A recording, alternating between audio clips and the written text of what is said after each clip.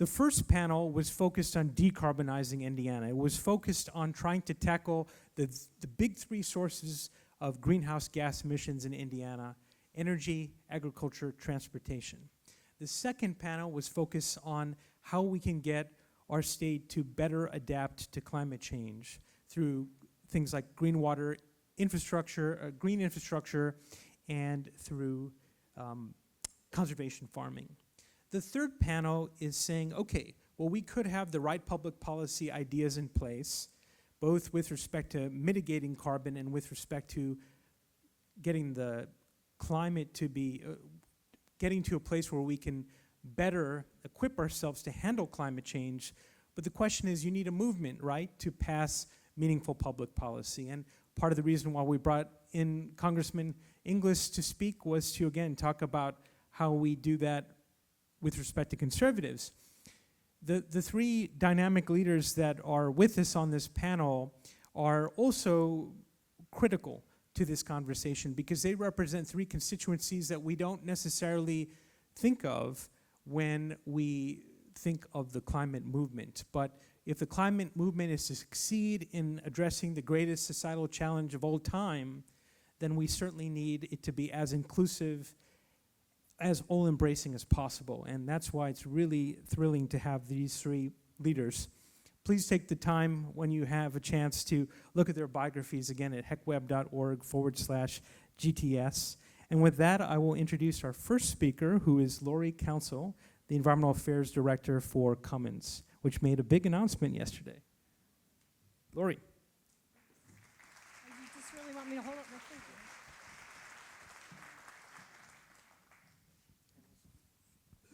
I guess we'll go ahead and go. Nothing like inviting the big diesel engine maker to a environmental party. For those of you who may not know Cummins, just a few facts here. Hopefully, can you hear me okay? About 190 countries around the world, 62,000 employees. When I started in 2003, we were about 24,000. We are the third largest employer in the state.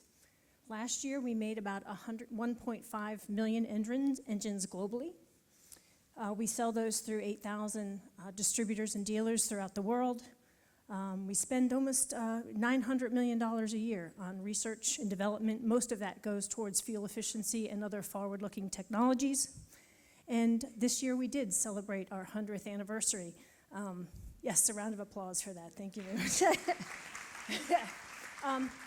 If you know some of our history, and I do serve on the small archive history team, there are many times I think throughout our history I'm amazed we're still around. We were founded in 1919, didn't make a profit till 1937. So the fact that we still are here 100 years later is a testament to our tenacity. Next slide. And a little of what we make, just a brief overview. Pretty much if it moves, it can have an engine in it, we're there. Heavy-duty truck, medium-duty ag, construction, the Dodge Ram pickup, power generation, powering schools and hospitals, the power generation equipment in the basement, and rail. I did not know until I was seated next to my neighbor that we are actually in the train that is in the wine trail in California. So sorry I had a bad picture later in my presentation. Next. Okay, I promised Jesse I would not talk a lot about Planet 2050, but I have to a little bit. It was our announcement yesterday. I will tell you in all honesty that it was probably one of my proudest moments at Cummins to work for a company that could do this. Got a little teary-eyed. Quite honestly, I just wish I had taped it because I would have just played the remarks from Tom and Brian to you today. And I do have some handouts. You would think after we develop these goals I would have them memorized, but I don't. And the reason I show this is because actually what Jesse asked me to talk about really is played out in how we developed this plan. So we have, and I'll just go over them briefly. I have some handouts at my little table over there. 2 science-based goals, one for products and facilities, which when you look at the number, do realize that it's actually our 4th goal. So when you look at that number, realize that there were 3 goals just as hard that came before it. A goal to reduce the carbon lifetime emissions of our products sold in 2030 by 25% compared to where they were last year. And then their circular economy goals around creating a life cycle plan for every part, decoupling revenue from waste, and reducing water consumption by 30%. So pretty aggressive. I believe Tom yesterday characterized it as terrifying. It might be terrifying, but what I also loved is he said, and again, this goes to my comment earlier about how somehow 100 years later we're still here, is that he said, even though it's terrifying, he's hopeful, and more than hopeful, he's confident that employees are up to the task of meeting these goals. Next. So what Jesse asked me to do was sort of talk about how we engage. And so, I am known for both my candor and my humor, so hopefully I use those to educate and not abuse today, although there's most assuredly I'm going to say something goofy, I can just guarantee it. This is an example of how we led by example. So I was going to frame this around how we talk about our climate action and really our actions around all our sustainability goals in terms of action, advocacy, and partnerships, and that's clever too, but it didn't quite fit. So I started with leading by example. And you can imagine, given the state that we're in and what we have historically made, that sometimes people didn't know what to make of these things. Like, why do you join the things that you do? How do you join the things you do? Why would anyone vote you in that club, right? So why would you, but that's what we do. So when we developed Planet 2050, it was about an 18-month process, about 18 months to 2 years. We did all the things that good companies do, right? We benchmarked peers, we read and study, but we did follow the UN development goals, and we published that we did, and we're proud of that. Again, science-based targets. Little backstory, I was the one that accidentally signed us up to do that. I don't admit that often, but when we submitted our application 2 years ago, I thought, several of us thought, but mostly me thought, that it just covered scopes 1 and 2 emissions, and there was this little page in page 40 of the report that said, oh, by the way, if you have significant scope 3 emissions, you have to have a target for that. Well, 99% of our greenhouse gas footprint is from products in use. So yes, we have a significant scope 3 footprint, and so we had to set a goal around it, which actually wound up being a blessing in disguise, right? Dow Jones Sustainability Index, the Barron's, we were the 14th most sustainable company in the country this year. And so I put this out there, not that we, Cummins, when I joined Cummins, and still to this day, I think we have a culture of humility, which I admire. And that came from our esteemed former chairman, J.I. Miller. But over the years, it kind of manifested itself in not actually telling people much about what we did. I mean, the joke used to be we would put out 4 press releases a year and maybe a couple more for dividends, and they were all earnings. And so no one really knew of all the good stuff that was going on down there. And I think that culture has changed. And part of that is we've always kind of led by example, but maybe people didn't always know about it. So we're telling people about it. Next slide. This quote, I wish I could take credit for writing it. It's in our press release. But I'm going to read it to you because I think this is very important. I think this speaks to engagement and communications across many different paths. Our communities and our business depend on our collective response to improve the health of the planet while creating prosperity for us all. It's clear that government, businesses, non-governmental organizations, and communities must unite behind swift, decisive action to address the environmental threats we face. And Tom wholeheartedly believes this. He calls himself our Chief Sustainability Officer. Yesterday, he called himself the Chief Worrying Officer, which I think is probably accurate as well. But this is just a couple of, I just wanted to show a lot of pictures because I realize it's probably hard to read. We don't do too many photo ops in the Rose Garden, but the picture on the left was one. That's President Obama at the time. And the guy that kind of looks like the Secret Service agent is actually Tim Solsa, who was our chairman at the time. So he finally gets in the Rose Garden, and he looks like the Secret Service guy. But that was after several years, many years, of collaborating with other companies, with industry, to advocate for the greenhouse gas and fuel efficiency rule that later wound up being a regulation. So we were actually, it seemed kind of incongruous, but we were actually advocating for the regulation that would turn around and regulate us. But we felt that A, it was a competitive advantage for us, but also the right thing to do. The middle picture is Super Truck. We led that program. It was also a Department of Energy program.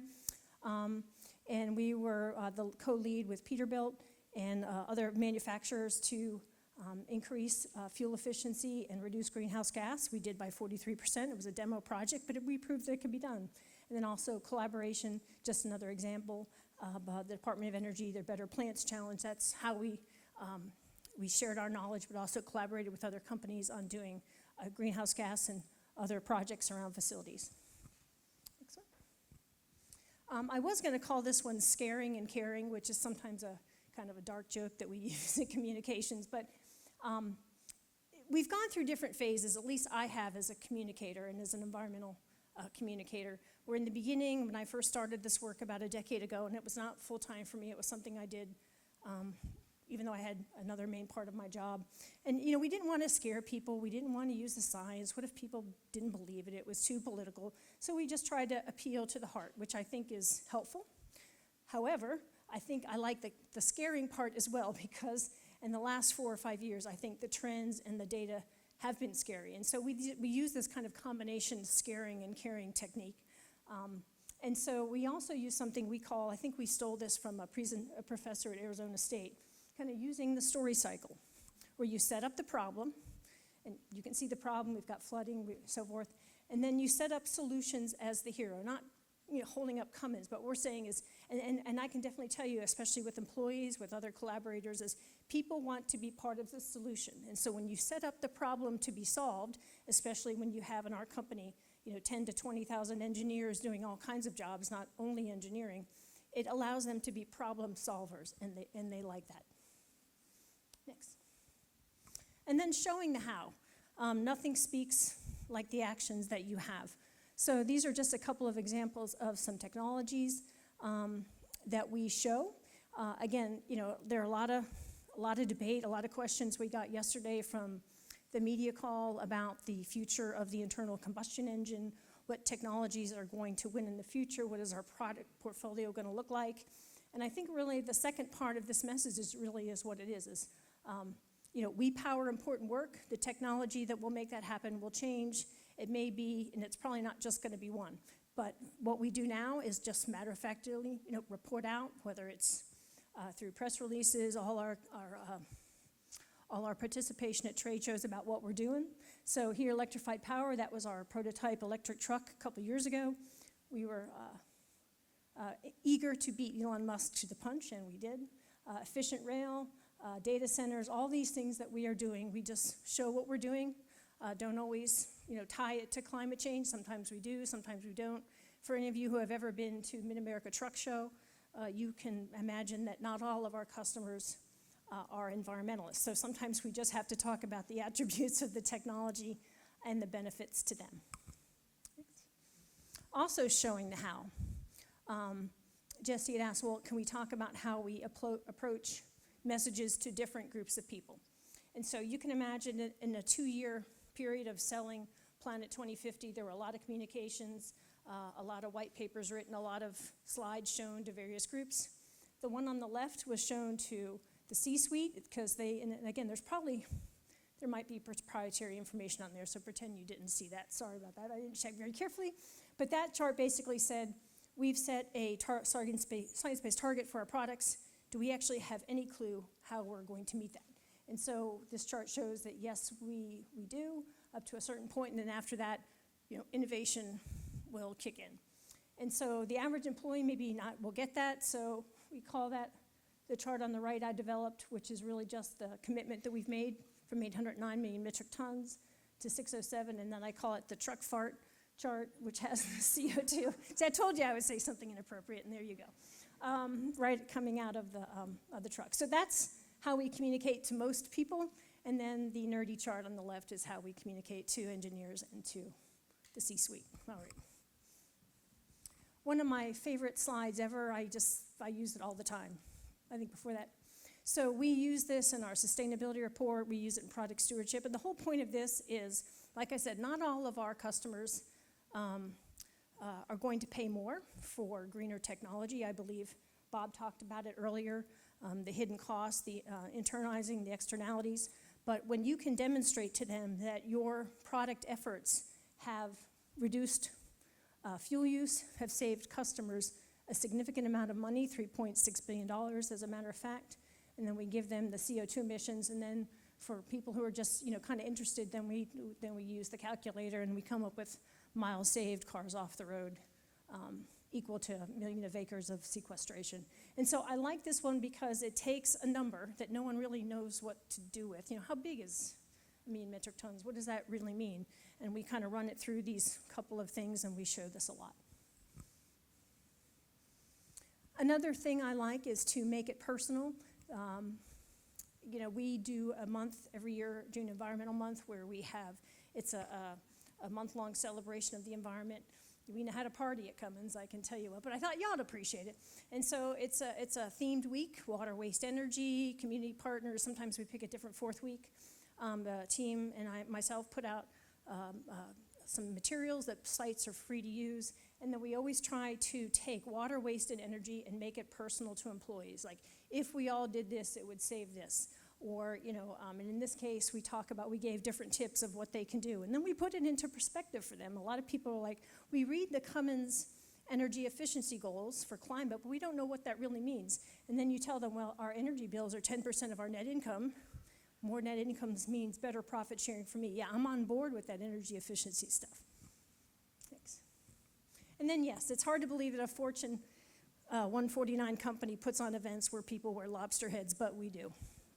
I didn't have any stuff for climate, sorry, but this was our Kick the Can initiative we did a couple of years ago, where we dumpster dove and showed employees. So you can see here the thing on the left is what we recycled, and the thing on the pile on the right is what we could have recycled.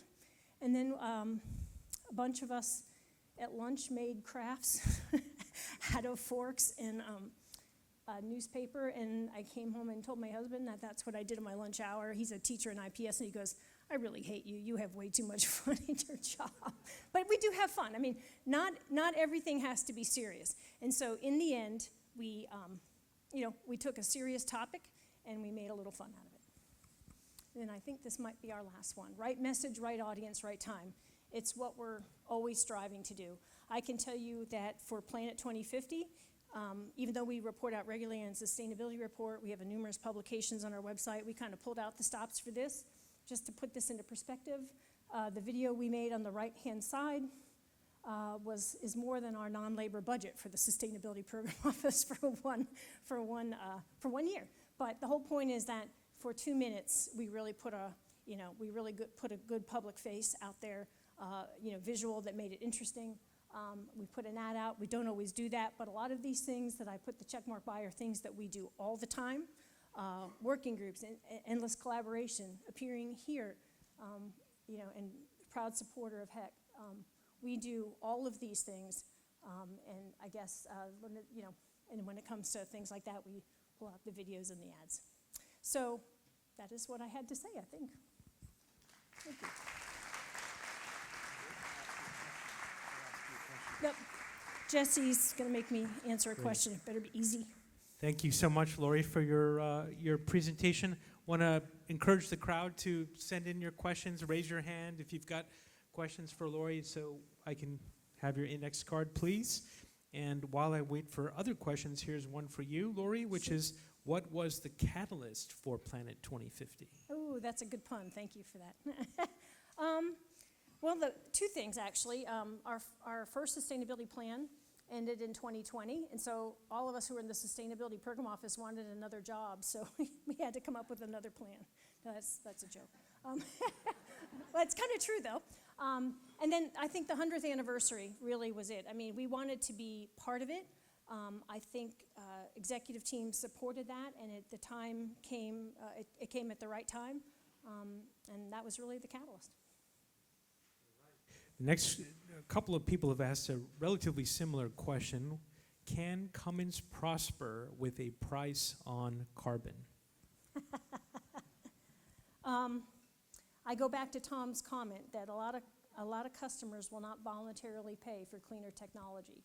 However, like Bob said this morning, if there is a tax on it and it's fair to everybody, we've been asked many times what our opinion is on that, and I think Tom has said, without endorsing it per se, that it is, one way, a fairest way to measure it and to make it, fair for everybody. So yes, I think we would prosper. I mean, that's the whole point is, even though we've been bold with this plan, we realize that in some cases it could put us at a disadvantage for a period if other companies who are producing similar products are not, if there's cost less for whatever reason. All right, great. Well, we will have more questions for you, but in the interest of time, we'll move on. Thank you so much, Lorraine.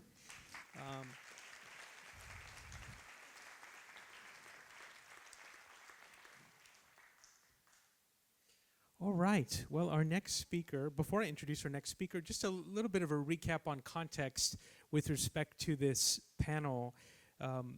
As I mentioned, our aim, as I know is the case for all of you here, is to build a broad, big, inclusive, powerful movement that is capable of tackling on this most tremendous of challenges of climate change. And really, Lori spoke to how to engage corporate Indiana and corporate America in this issue, given the degree to which the enormous carbon footprint attributed to corporate America and corporate Indiana.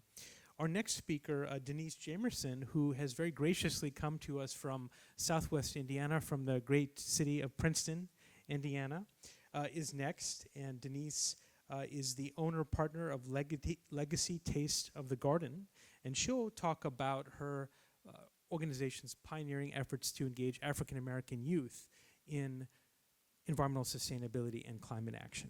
Denise.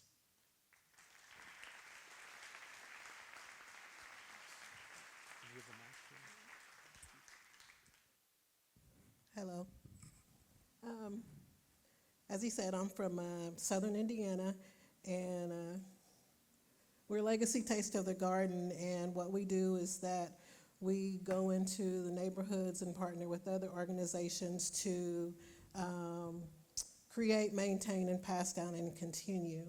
And the way that we got to this is my father was discovered in probably about 10 years ago, as the last African-American farmer farming land that's been in our family pre-Civil War in the United States.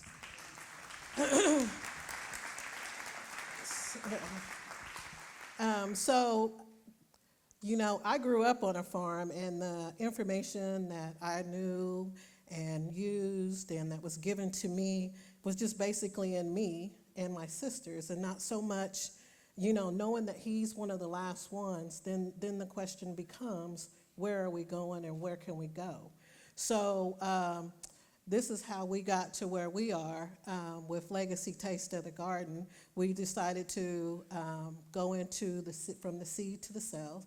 We had been taking, because it's in my family, we had been doing this for 30 years, coming from Southern Indiana, coming to the inner city in Indianapolis, because my husband is from Indianapolis. So we decided to take it a step further. We have a couple of sons, and one of my sons, the light bulb went on for him when the Smithsonian came down and was recognizing my dad about who's going to take this on and how important it really is to today's society and what's going on as far as food and sustainability. So we do different, we've stepped into different types of styles, because when you're dealing with in the urban communities and with urban youth, you have to worry about the soils, the weather, and other things. So we've tapped into different ways of growing vegetables, which is the raised beds, hoop house, aquaponics. And we also introduce them to take them away from this area and take them to other states so that they can understand outside the box that, there's different vegetables, different things that grow in different areas, and you have to consider the different climates and the different atmospheres that you may encounter when you do want to grow food for sustainability. So these are some other garden designs we use a bucket system because the soil sometimes is not correct or is not conducive to growing food because of the poisons that are in it. So we open up their minds to, it doesn't matter where you are, you can still grow and you can still do different things with growing your own food. Like I said, we do the traditional, the bucket irrigation, and we do classes, like urban garden classes in the inner city, and we use like a junior master garden program. Jesse wanted me to talk about how do we communicate, how do we get with them, and how do we get into a conversation with them. So we, like I said, we do Market to Harvest. Those are some of our youth groups that we use this summer, and out there showing them and teaching them the different learning environments and having events for them so that they can take ownership and pride in what they learn in the classes, as well as it's a tool for educating the community because they take what they learn and take it home. So with us, I truly believe in educating the youth and planting the seed in the youth because the urban community has gotten so far away from they've gotten away from knowledge of sustaining themselves. They're just into the go, go, go. We also, in the urbans, you deal with trauma-induced lives. So there's a lot of things that the youth are dealing with and that their parents are dealing with. So, this opens their minds to more than what they're seeing and what they're hearing and giving them more opportunities. So we do that, like I said, they have pride in their harvest. We put them in 4-H and let them see that there's other things to do in 4-H. This gives them strength and opportunities. It's information to the communities so that what we do is we build strong partnerships that can bring value and information to the communities also. So this is how we begin our conversation. Is like I said, we partner with strong partners that can bring valuable information to the community, like Purdue, the National Black Farmers Association, and so on. And that's what and we go on to the next thing of creating and then showing them how to maintain. So how do we get there? This is where we begin. When we go into the communities, how we begin is we start a conversation with where they are, because with where they are, you have to know identify what the needs are, what the wants are, what the effects are, and dealing with the problem, what can the outcome be? With that,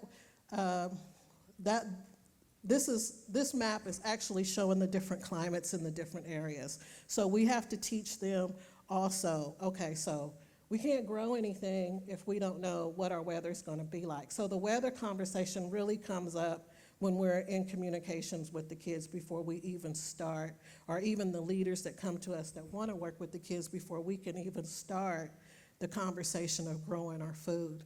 And so when we identify the needs, what we need to do is identify the leaders in the community. And when I say leaders, I don't mean like the leaders who are untouchable. I'm talking about the leaders who are on the ground, the leaders who are working with the youth, the leaders who the youth are trust and respect, because if they don't trust them and respect them, then you're not going to be able to educate them. So, like I said, then we identify the leaders that are closely related to them so that we can then again teach them. And like I said, and this kind of shows how they are in food deserts, and how, we have to figure out how to grow in different food deserts. Like this year we had too much rain, too much water. And then the other picture kind of shows the difference between the choices that they have from the fresh food to the junk food per se, and how much better it is for them, helping them to identify what we're trying to do. So the thing is to empower them and keep ownership with the community. Let them be a part of designing what they do, how they do it, what they want to do, and having their relationship. This is open to have any kind of conversation with them. And when I say any type of conversation, sometimes we have to meet them where they are.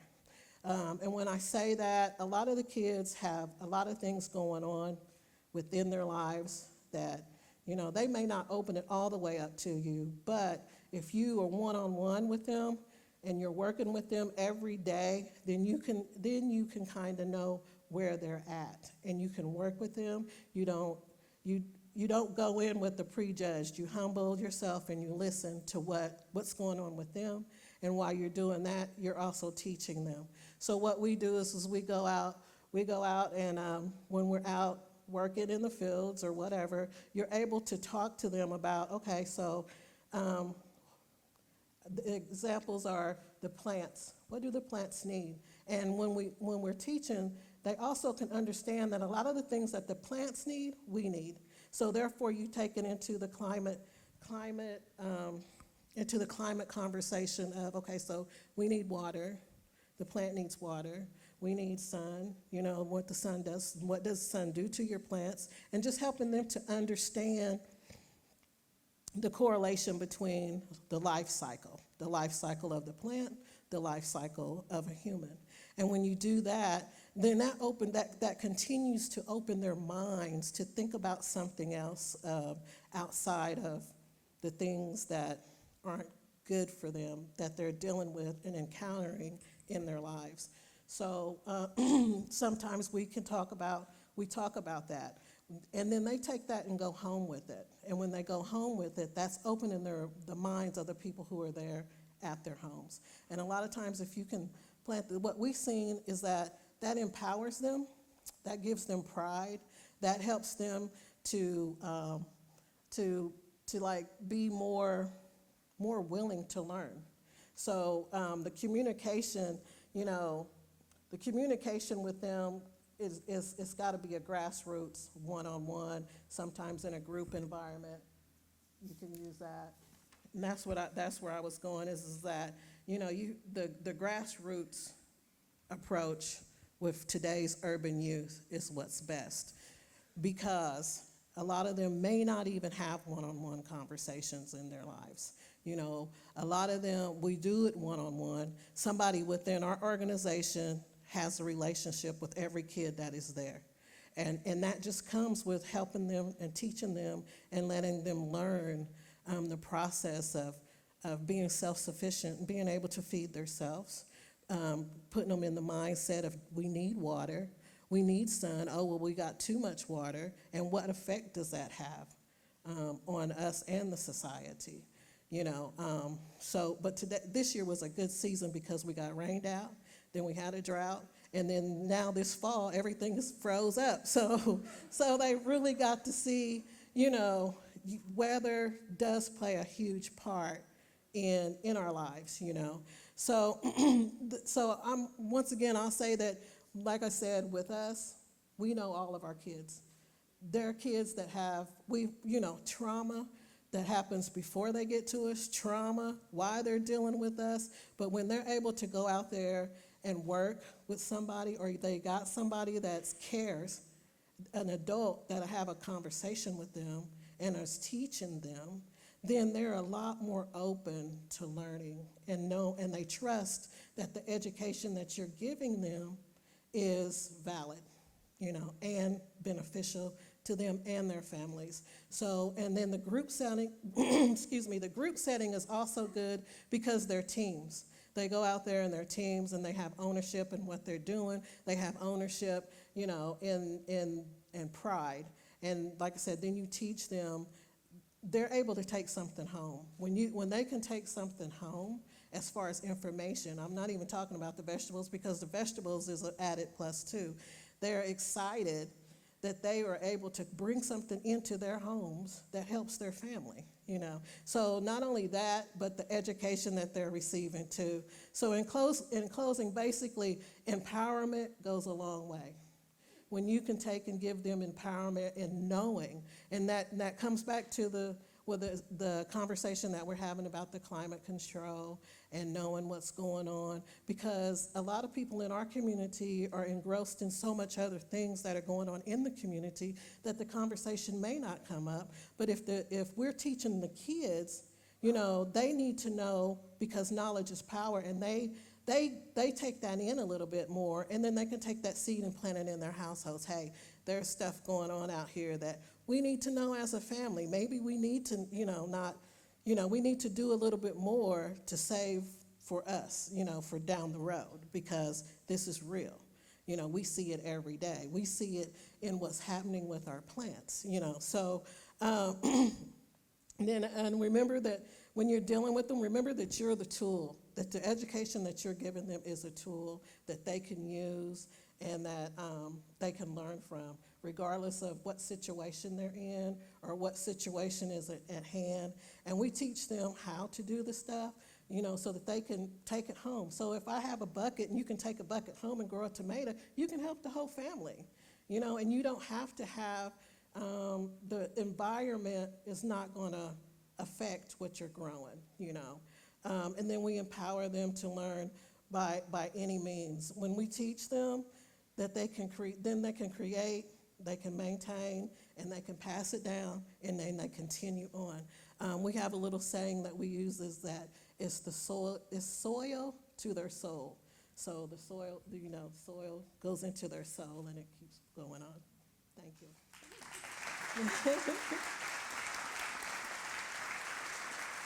All right. Well, thanks very much, Denise. And as with Lori, we have a couple of questions for you. Many good questions, and I'll have to be pretty judicious here in this first round.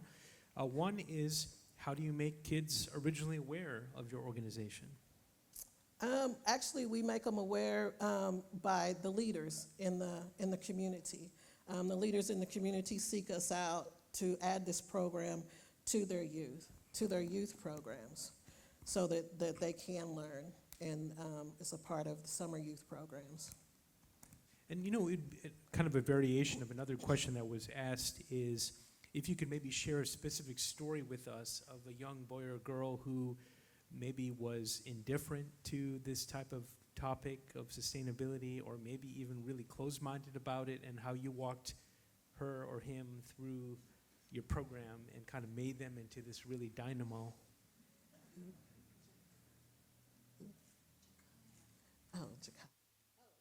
Well, yeah, actually, the person she told me is a young lady, and she kind of got put into our program for the summer, like they didn't have enough or whatever, because they think we work hard. They think we work hard, but actually at the end of the program, everybody wants in our program because we have the most fun, and we're out there, and they're getting vegetables from us, and then we do a market with them, and they get to do all of that. But anyway, she was one of the girls who was the girly girl that didn't really want to do a whole lot, but just being around in the group and learning, seeing the produce, and being able to, her family wanted the produce, and being able to help her family with the produce. And then she took it a step further, is when we went to another location, she learned that they used a certain vegetable for a hair product. They used like an okra for a hair product. And unbeknownst to us, she came back, got our okra, went home, and started using it, and now she's making it for everybody else in the group. So. Well, thank you so much, Denise. We'll have more questions for you. Our third, before I announce our third speaker, I want to say, first of all, keep your questions coming, because we will have time for Q&A. So you've asked excellent questions, and please keep them coming. Secondly, I just want to say that kind of a unifying thread, again, of these three speakers are that they're at the vanguard of engaging different constituencies. A distinction between the three of them is that they represent three different regions of our state, and that was actually a factor in our deciding to choose them. That Lori's based here in central Indiana, Denise is based in southwest Indiana, and Iris is based in northwest central Indiana. And with that, I will introduce Iris, who I've known for several years. Iris O'Donnell Belisario is the Climate Resiliency Coordinator for Greater Lafayette of Earth Charter, Indiana. Iris.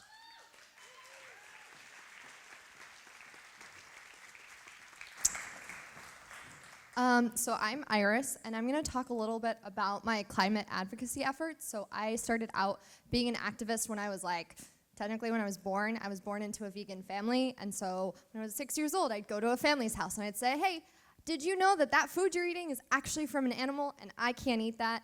And so my parents just got me into this whole kind of lifestyle of wanting to talk about these different issues that I was experiencing. And so kind of what I'm going to talk about today is my climate efforts. This is kind of just a breakdown of what I'm going to talk about. The first thing is really not reinventing the wheel. There's a lot of stuff that's already happening that works, and so there's no point in kind of redoing that. Looking at stakeholder and community engagement, how you can phrase things, and how that can make a difference. How you can harness energy from youth and take advantage of the youth in your area. And then also looking at why do different people care about these issues? So why do college students care? Why do high school students care? And how can you communicate with them? How can you message with them? And what are the different ways to reach these different audiences? Because we have these 20 different platforms, and sometimes it's hard to figure out what to use them for.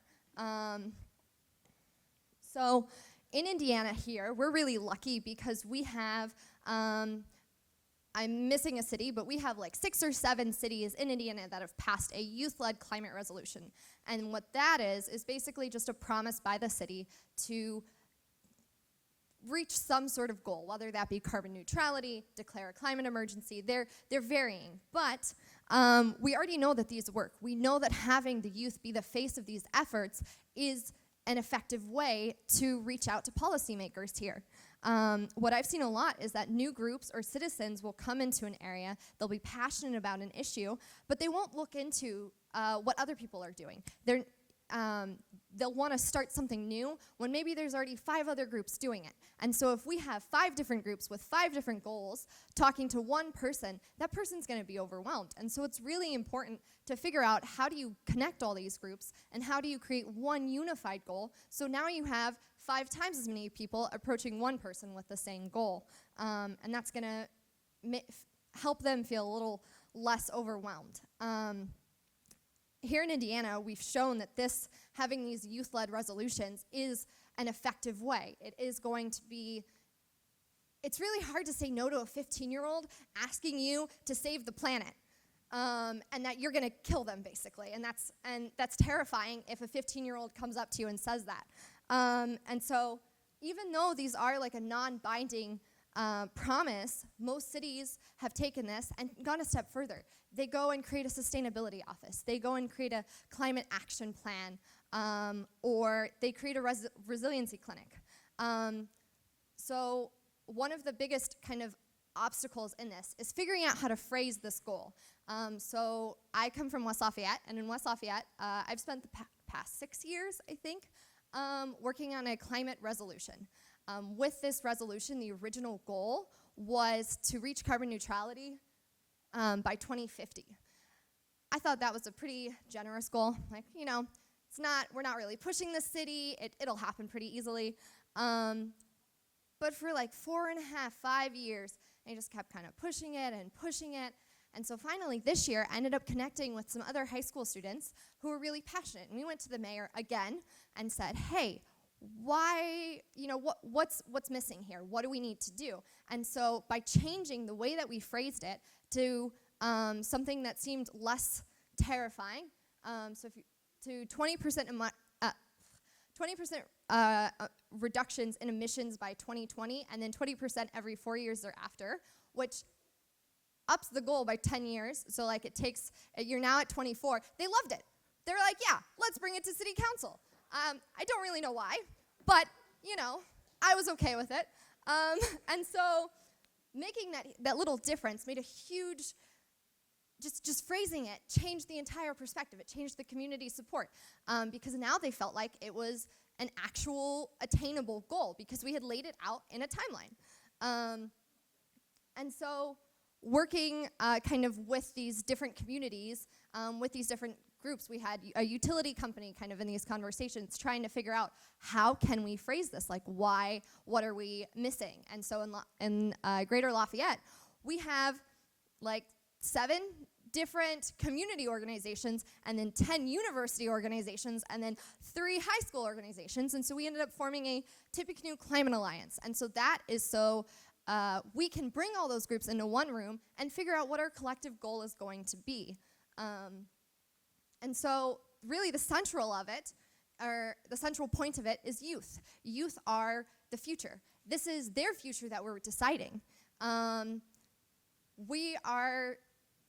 We're not going to be around probably in 100 years, and we're going to see a lot of these impacts. So if the youth are the ones deciding it, they're the ones who are going to be impacted, and they're the ones whose voices we should listen to and we should raise. We should support those voices.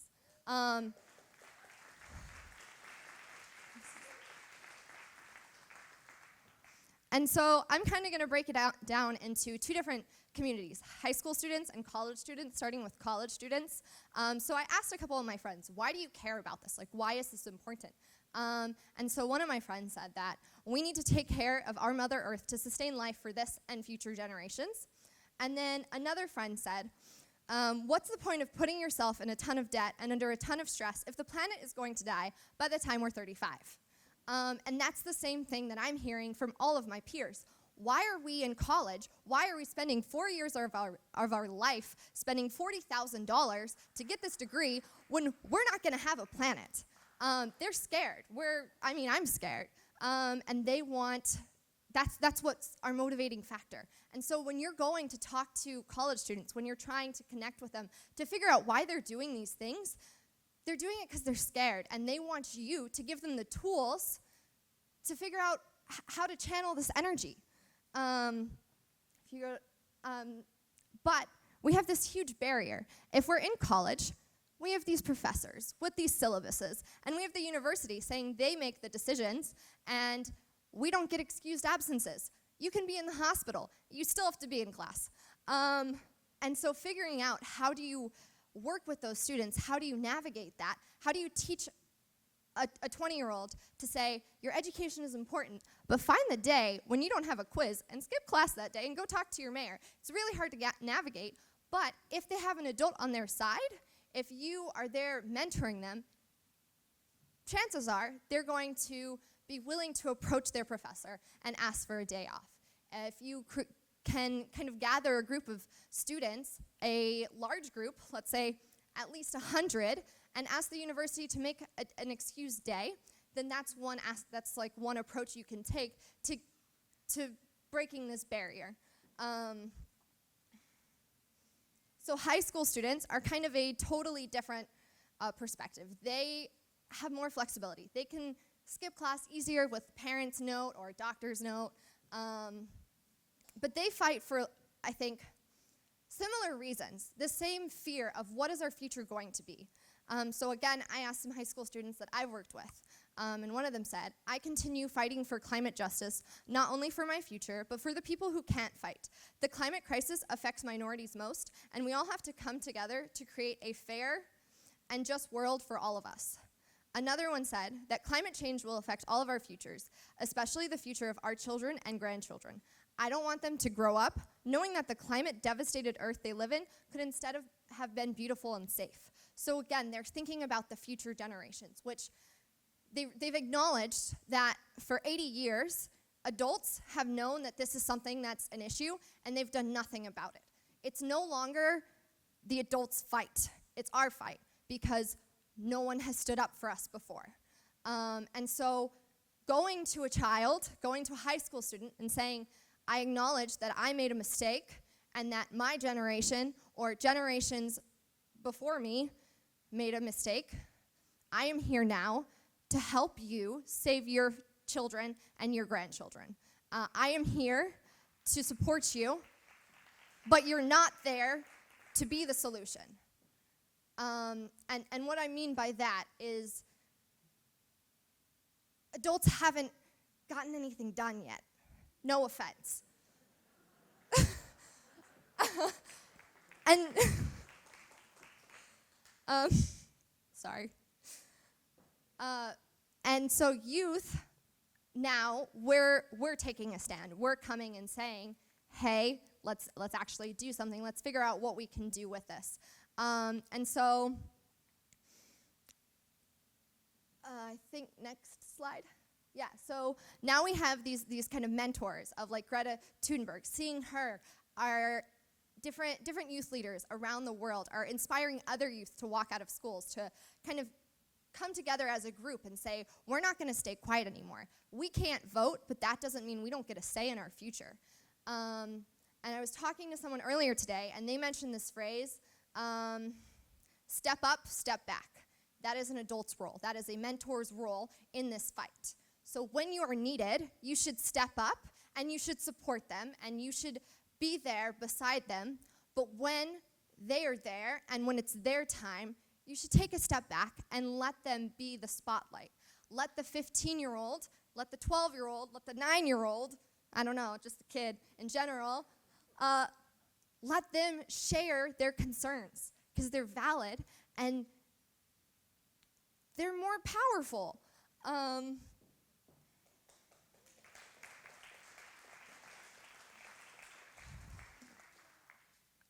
So there's a couple different ways you can approach people with these different things. And so looking at the different ways that are most effective. Typically, high school students are going to want to know what they can do to make a difference. Talking about the animal industry, talking about how they can reduce their animal consumption is something that they're going to be interested in. College students, on the other hand, they live in a dorm, they don't have money, their parents probably aren't buying their food, they don't have a lot of flexibility. And so they're going to do whatever food they can get easiest, that's what they're going to do. But they're interested in the science. They're interested in being adults. They want you to talk to them straight. They want you to tell them step by step what actually is happening and what can be done. And they want to know that their future is secure, that they're going to have food, that they're going to have water, that they could one day get married and have children. And that's the biggest concern for a lot of people is, do we have a future? Do we have the ability to to make a family or to bring other people in this world? And so talking about those kind of things can be really powerful with them. There's a lot of different kind of communication forms, and basically, because I think I'm short on time, email is almost the worst possible way to get in touch with high school students. Facebook works really well. Instagram. I don't know how many people out here have Instagram, but you can create like group chats, or you could just post things on there. And Instagram stories are something that people are super into now. Facebook Messenger also works really well in terms of getting in touch with people, and using different group chats like Slack or GroupMe also are pretty good mediums for that. But if you're trying to communicate with like college students, then an email is going to be probably the best way, because we have professors emailing us all day and all sorts of things like that. One of the big issues I've seen on universities is with clubs. There are so many of them, and so if you're near a university, work to try and unite those groups so that they all kind of communicate, because we haven't really figured out this whole communication thing with each other yet, and so it's important to have someone there who's willing to go that extra mile to support us in figuring out how do we bring all of these students together to form something. And I think I stopped signaling. But basically, the biggest things that I'm concerned about, and I think my peers are concerned about, is the fear for our future, and the fear that we're not going to have a strong world in 20, 30 years. And if you're working with a young activist, they have other things in their life. When I started out, I was in a group of 10 of us.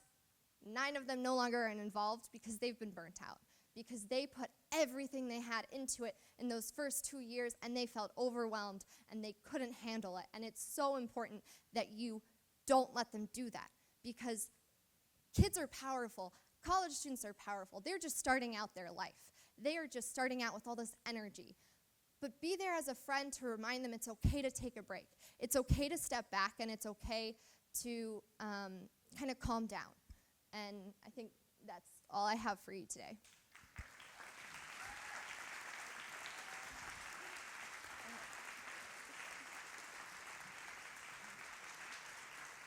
Thank you very much, Iris. Great presentation. Iris, the first question is really that you've shared with us some broad lessons learned about how to engage Gen Z in climate activism. And I guess I would like you to speak to this in the context of your leadership in getting the resolution passed in Lafayette. What sort of was the makeup of the key people that helped make this possible? I mean, was it a group of 4 people who were just working 20 hours a week for 8 weeks, or was it you and then maybe 40 other people who were just very superficially involved? What sort of was the group dynamic, and how did it stay together? So it changed a lot. It started out kind of just me. I moved to West Lafayette from Indianapolis, and I wanted to start kind of a similar movement because Indianapolis was, I left in the middle of their process of passing the resolution. And so it started out as just me, and I did some climate camps. So I had a group of kids from, I think the youngest one was like 4 years old, and the oldest one was 17. And so I started out working with them. And then that lasted for about 2 years. And then I worked with from there, I ended up taking a class with a professor at Purdue, and our group class was to make policy and pass it. And I was already working on this, and so I talked to my professor, and I said, hey, is it okay if I kind of do this for the project? Because I'd love help. And so then I worked with those 3 other group members, and they were really helpful.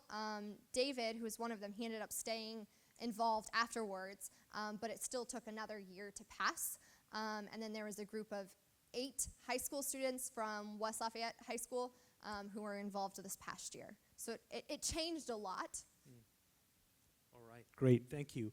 Another question for you, and really the context, this kind of ties back to the introductory remarks I made, which was just about the notion that everyone has gifts to bring to tackling climate change.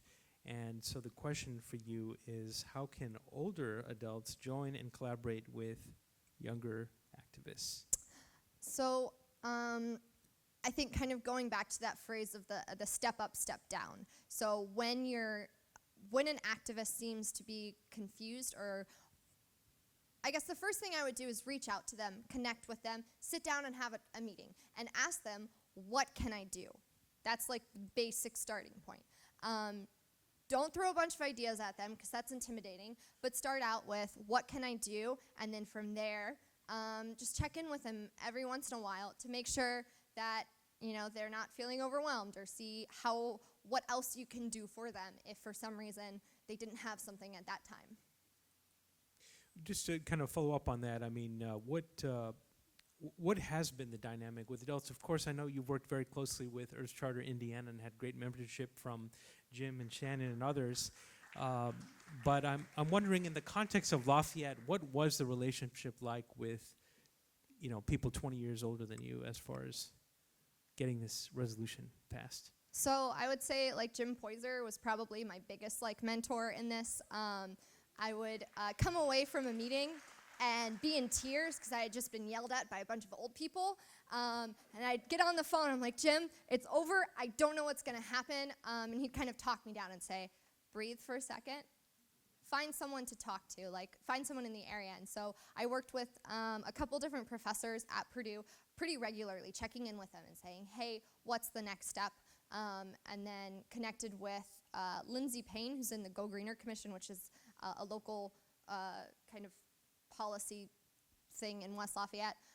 And so she was really kind of instrumental in kind of guiding me along in who the people were in the community and how to approach them, because they all had different arguments that worked for them.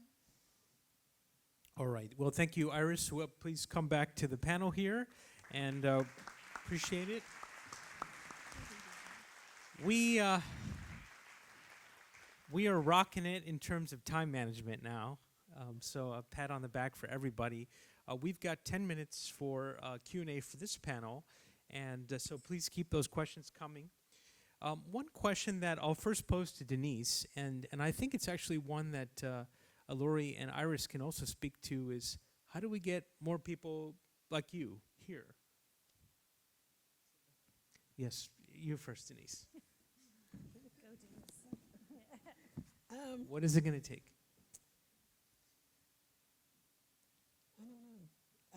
I would say more education, information, going, connecting more with the community organizations on what your initiatives are and the information to give out to our communities so that they will know that there is some movement in this area and the importance of it. And what role does social media play in terms of engaging the folks that you have in these neighborhoods, if any, if it's meaningful at all? Actually, social media really doesn't play that much of a part with us because we try to keep them off of social media just so that we can,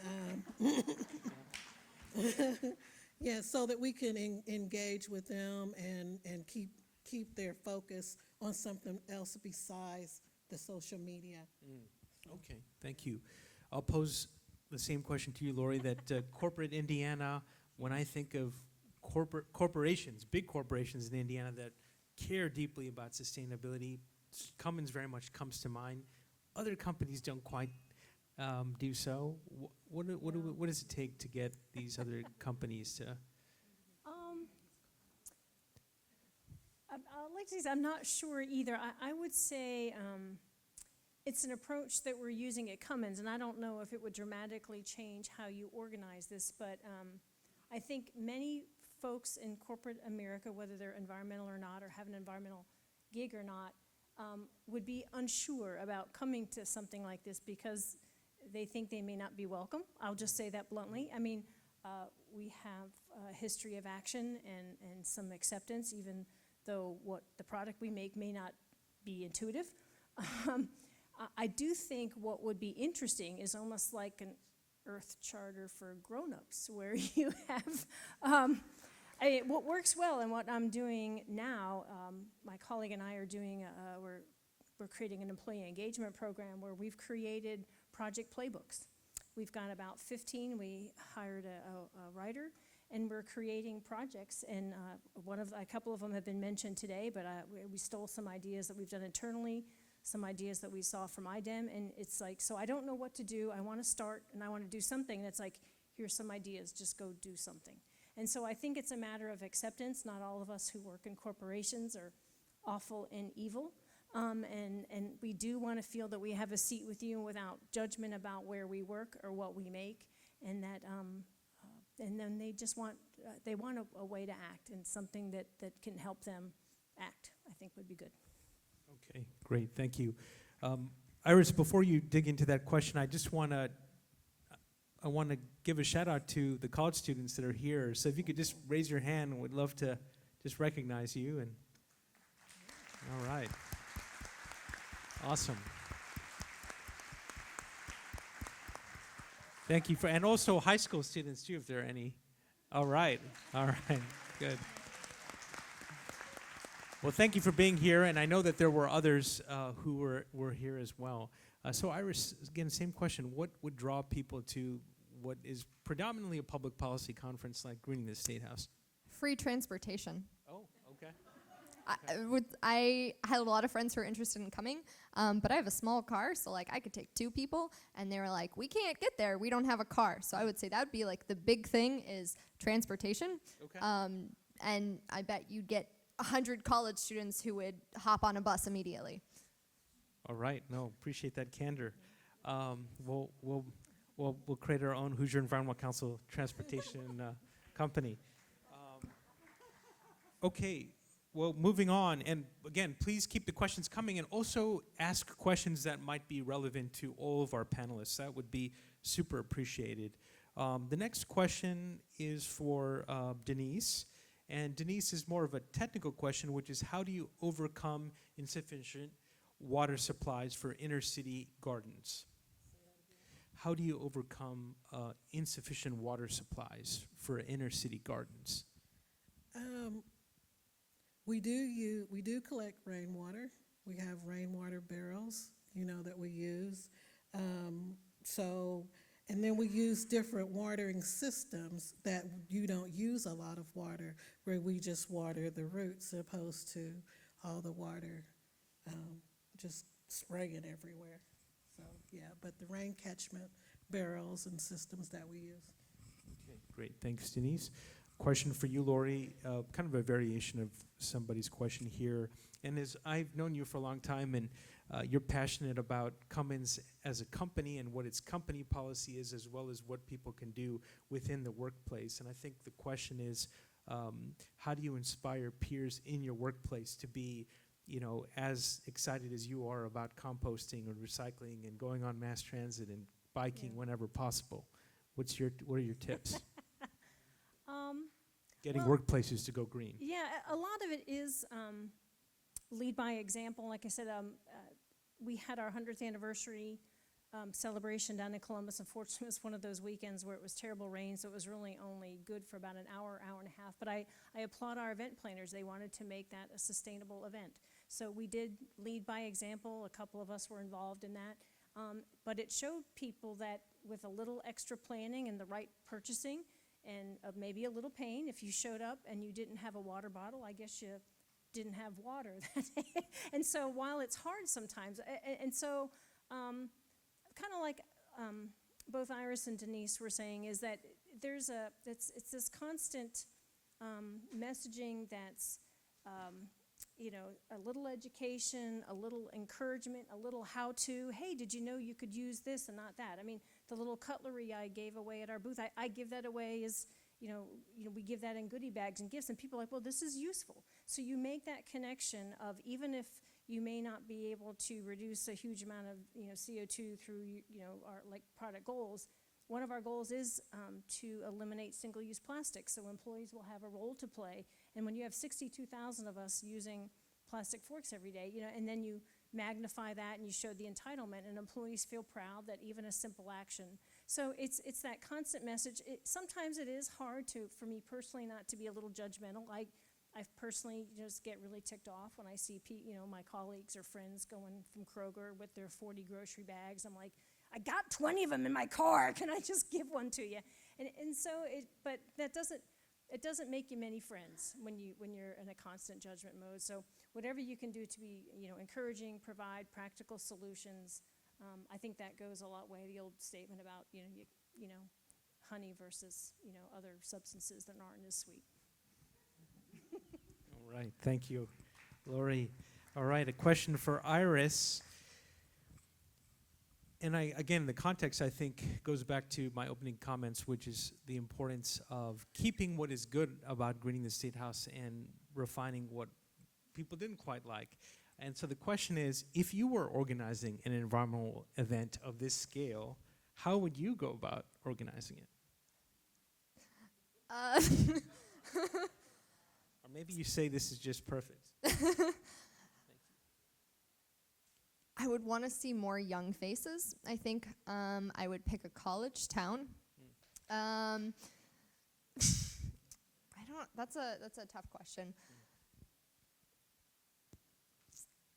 I think approaching it with like a centralized theme, so like what is the theme of the year, and then starting out in the morning with some kind of like young kickoff speaker, like who's energetic and kind of using that as an energy, and then at the end of the day having some sort of takeaway, not like a strike, but some sort of action of let's go out and use what we just did today and what we learned today to influence the community that we're in, or support. Let's say they're like passing a resolution, so have it on the same day that the resolution's going to be passed, and then go to the city council meeting and have 500 people show up there. Something like that, I guess. No, really good. Okay. Well, we will have to leave it at that. It's 3:45, and we wanted to try to stay on time, so we're really grateful to Denise, to Lori, and to Iris. Thank you very much. Another round of applause for them.